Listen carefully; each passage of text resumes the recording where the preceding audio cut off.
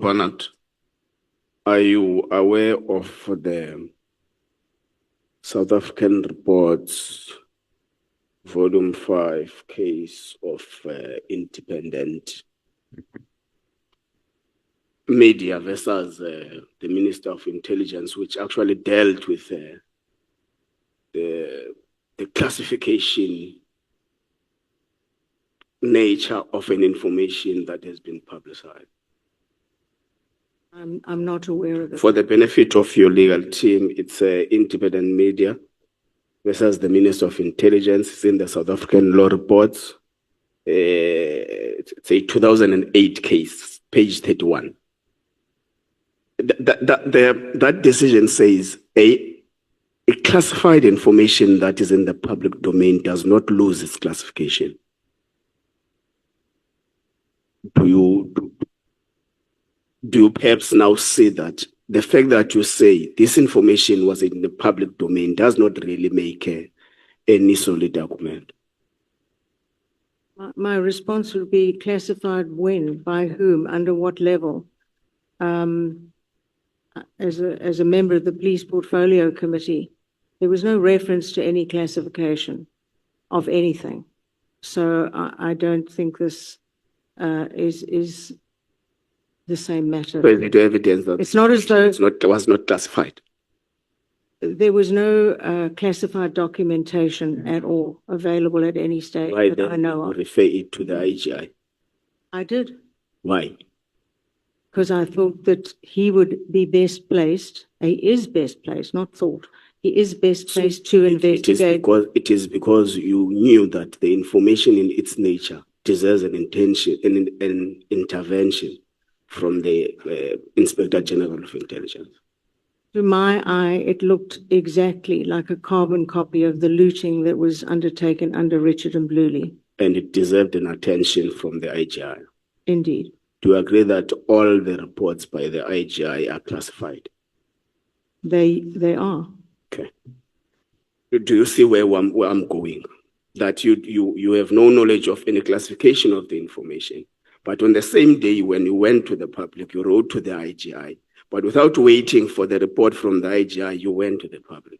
Do you get where I'm trying to go to? Because it is my view that the fact that you had to write to the IGI is because you knew the nature of the information might need a classification, because you know that the IGI reports are actually classified. So I'm not quite convinced that you had no knowledge of any classification of the information. I had absolutely, the properties were out there in the public domain. I had no idea this story about the hotel was ever going to come out anywhere. I don't know where the information came from, but in my experience, when an entity is starting to show signs of corruption, people inside, as we heard, they go through the steps, they go and report it, they report it, and eventually what happens is the place starts leaking. It happened with the State Security Agency 5-6 years ago. It was leaking like a sieve because people were unhappy with what was going on. I believe this is what's been happening with crime intelligence. Applying the reasonable man's test, would it not have been reasonable for a member of the National Assembly to write, as you did, to the IGI, await a report on the factuality of what you saw on the media, then you go to the public? I wrote to him and I told the public I wrote to him about what was in the public domain.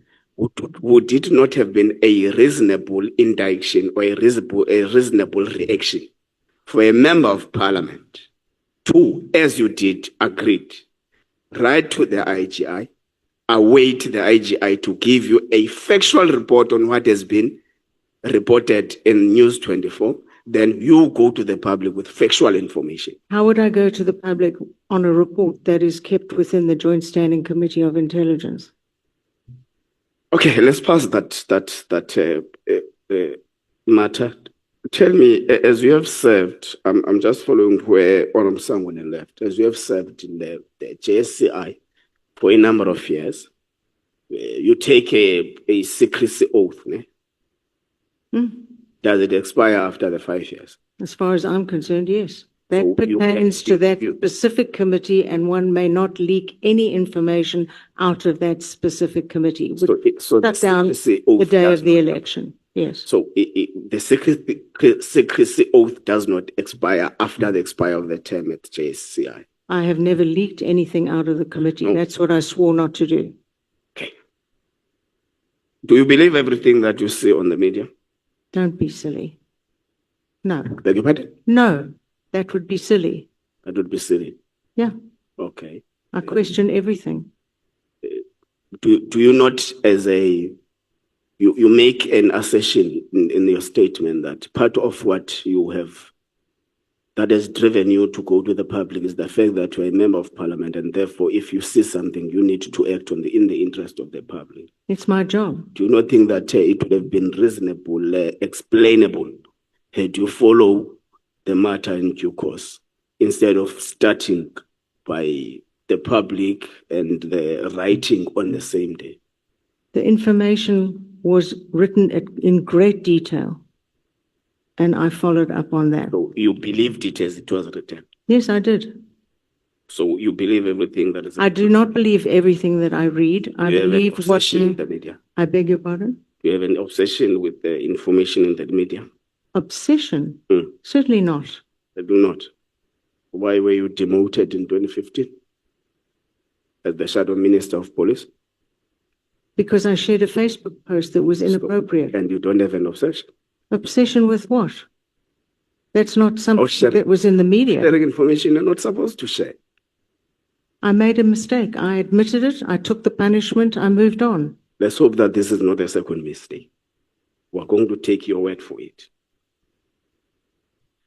Did you not consider that sharing the description of the properties in the public as a responsible leader of the public and its locations is a irresponsible action that may endanger national security? I believed I did the right thing, asking for an investigation which seemed to be corruption. I swore to myself when I read the high-level review panel report that this committee should never hide away such corruption again. And certainly nothing came to my attention in the previous 5-year term. This came out in the public domain, and I immediately felt this was absolutely something that had to be raised. And I only raised the properties that were in the public domain. I had no idea it was such a much larger issue. The point is, did you not consider it as endangering the national security? I don't consider corruption to be something one can lightly brush aside. And I don't believe that massive buildings have anything to do with being front companies, as was explained in detail by Mr. McBride. You correctly wrote to the IGI and took for the IGI to actually make an investigation on the matter and report to the JSCI, correctly so. So in this instance, you have got an objective cause that there must be an investigation, then a report to Parliament, as Section 198 says, that the authority of the intelligence is in Parliament. Now, that's the first action you took, which I commend you on it. The second action you took was to make a statement in the public. What objective did you want to? I wanted to show that I was doing my job as a member of Parliament. But it was already something in the public, so there was nothing you were bringing. I don't talk about things that are in the committee. This was in the public domain. Yeah, but the point I'm making is you were doing that as a member of the public. Yes. So I'm saying you are not bringing something new. It's something you also, with the public you're communicating to, you saw in the media. Yes. So there's nothing new we are bringing. Sorry? So I'm trying to get the objective of you going out there when you have already followed a due course. Why shouldn't I? It's my job. Okay.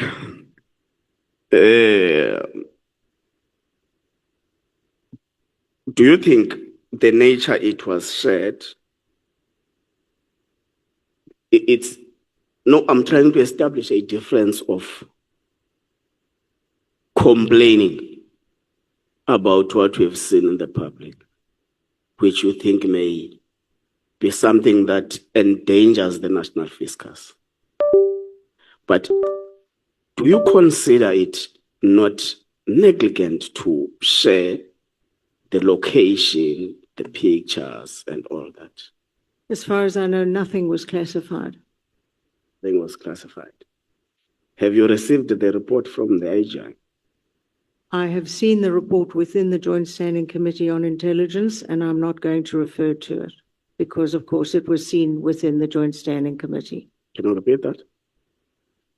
I have seen the report or had the presentation made by the IGI within the Joint Standing Committee of Intelligence. Therefore, I will not talk about it.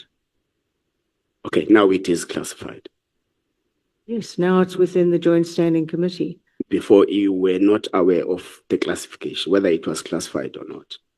Anything that is presented within the Joint Standing Committee is classified. No, you did not get this information from the Joint Standing Committee on Intelligence. You got it from News 24. Yes. So did it not trigger you that this may be because you have served in the JSCI for a number of years? So you have got an institutional memory than I do as a member of Parliament as well. So did it not trigger your conscience that this may be an improper sharing of information by a media house?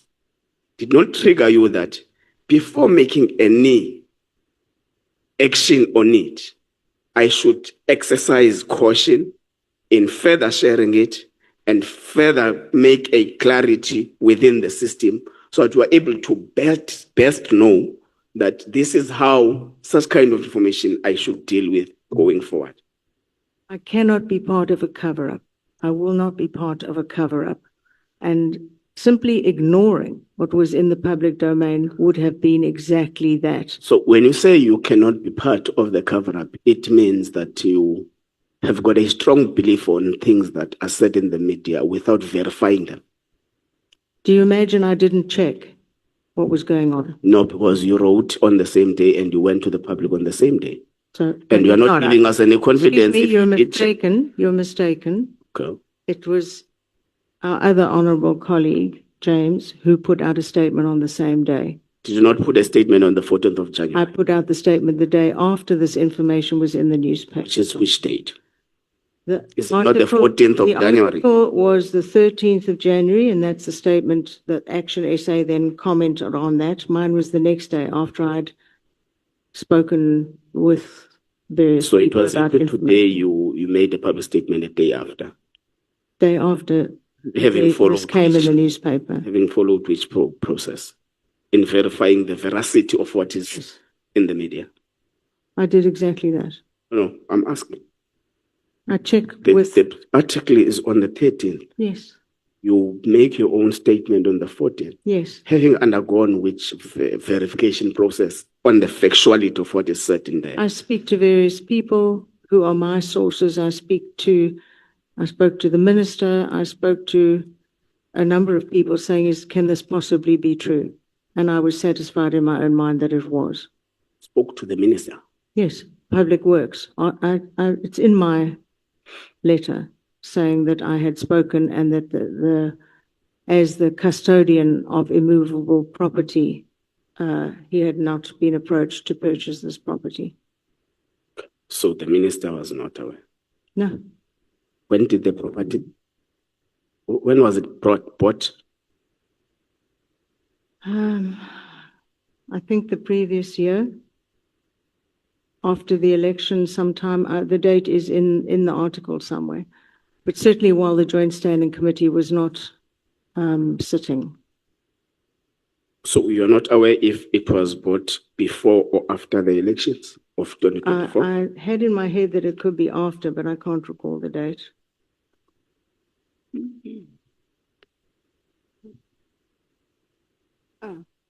October 2024 is where it is. Apologies, I didn't have it when it was purchased. when it was actually awarded.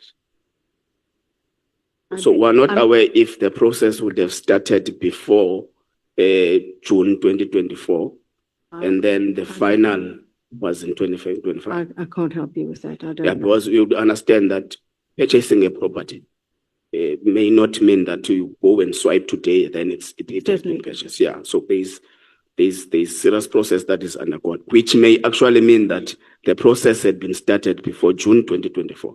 But it's fine. It's something we're going to verify. First I heard of it. Something we're going to attend to.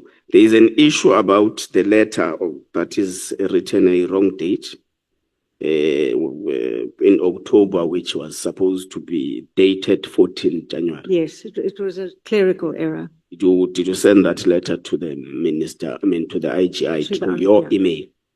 Pardon? Was it through your email address? No, it was through the staff email, Staff my staff that I work with. in the Parliamentary office. No, in the Democratic Alliance office. Let's pass that. There is an issue that keeps on coming in the article or in the articles that the property was bought at just over 22 million rands, 22 or 24, around that. But when you check on the listings, property listings, it actually costs 9.4, 9.2, around that, 9.5, I think that's what it's said in your article. Your article is at DKB3. Now, should we take it that the actual grievance that you hold is the actual value of how the property was taken, judging from the language that is used in your public statement? It raised serious questions about the amount, in the same way as I described earlier, when a bottle of water is purchased for 200 Rand, when in reality, through the budget, when in reality it costs 5 Rand. This is a prime example of what Richard Mkhwanazi was doing, is spending enormous amounts on things that actually weren't worth that amount. So that was one of the issues that was ringing bells in my head. So should we take it that the central argument you are bringing in your grievance is that there may have been an escalation of the budget of or the value of that particular property without due process or whatever? I think it speaks exactly to what the evidence leader was speaking and what this committee has looked at a great deal, which is the supply chain abuse. So the value it was bought versus the listing property value, is that your main argument, or there are other issues that you are raising in there? There are certainly issues, but that's one of the issues I asked the Inspector General to look into, because it was raising warning letters for me. TKB7 is your question to the Minister of Police, which kept on referring you to the JSCI. This is right, yes. Do you agree with that? The matter, it does not belong to his office, but the JSCI? No, there was no JSCI initially. Yeah, but there was going to be a JSCI. There's no term of parliament where JSCI is not established. You know, there's been a delay on establishing committees and a number of things. Full well. But the point is, there was certainty that JSCI is going to be established by Parliament. Yes, was this required? I had at that stage no idea when it would ever be established, but either way, this was in the public domain, and crime intelligence falls under the Minister of Police. That's the correct person to speak to. Did you agree that the Minister of Police is correct when they say the matter you keep on raising with them, both for the Pretoria North and the Durban property, does not belong with the Minister's office, but the JSCI? That's not what he said. What did he say? He said he in fact agreed that the prices seemed to be exorbitant in relation to the value of the properties, and that he said that he had asked for an investigation by the Inspector General, but that further answers will be delivered to the JSCI. DKB9, there is an article of you demanding an apology from General Nhlanhla Mkhwanazi. Yes.